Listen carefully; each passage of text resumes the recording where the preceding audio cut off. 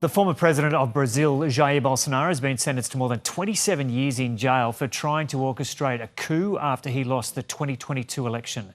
The case has divided Brazil. Bolsonaro still has the backing of many, including the US President Donald Trump, who's hit out at the verdict.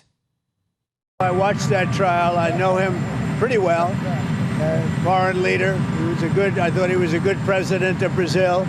And it's very surprising that that could happen. That's very much like they tried to do with me, but they didn't get away with it at all. But I can only say this. I knew him as president of Brazil. He was a good man. And correspondent Ben Knight has more from Washington. This obviously took place after the 2022 election, and it's really interesting some of the parallels between Jair Bolsonaro and Donald Trump, who went through a pretty similar thing a year before. In the case of Jair Bolsonaro, he lost the presidential election, and according to this prosecution, set about trying to institute a coup, and that was something that was being planned, and really, according to the court and the prosecution, it really only fell apart when senior military officials declined to get on board. It didn't end there, and that's where you saw, I guess, what for many people were scenes reminiscent of the January 6th insurrection in the United States a year and 2 days previously at the US Capitol. So a year and 2 days later, January the 8th, 2023, you saw Bolsonaro supporters storming the presidential palace in the Brazilian capital, Brasilia. That also failed. They were rebuffed by police and by authorities, and that was the end of it. And it's also worth pointing out that Donald Trump and Jair Bolsonaro had been pretty close to each other through their presidencies. They really did. They did form a bond. And Jair Bolsonaro, you could argue, really modelled himself in many ways on Donald Trump. They both rode a wave of populism to power. They both inspired fervent, loyal, passionate support, and held on to it after they left office as well. The difference is that whereas Donald Trump faced a congressional inquiry over the January 6th insurrection, Jair Bolsonaro faced prosecution, and that's what this was. So he was facing 5 charges relating essentially to trying to stage a coup. 3 of the 5 judges of the country's Supreme Court said that he was guilty on those charges.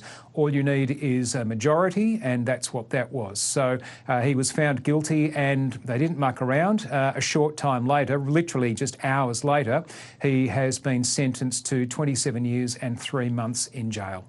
And what's been the response from the right on this in Brazil? Are there already indications that they just won't accept it?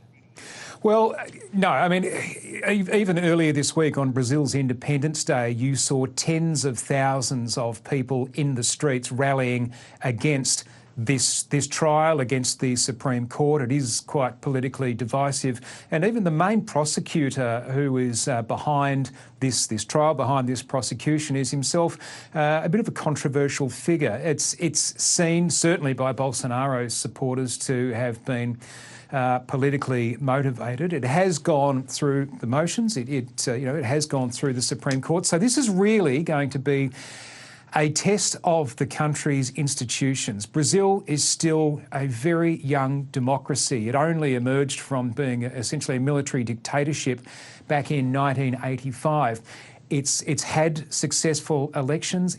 And having said that, I mean, Lula da Silva, who is the current president, himself was spent some time in prison after his last term as president. His conviction was overturned. He's now back in power, and he's the one who is prosecuting essentially Jair Bolsonaro. So look, it's a very febrile situation. It's a divided country along these lines, and as I say, there will almost certainly be an appeal. Because this wasn't a unanimous decision of the Supreme Court, that does leave the road open for an appeal. You can guarantee that will happen. As far as Jair Bolsonaro is concerned, he plans to contest the next federal election or the next presidential election.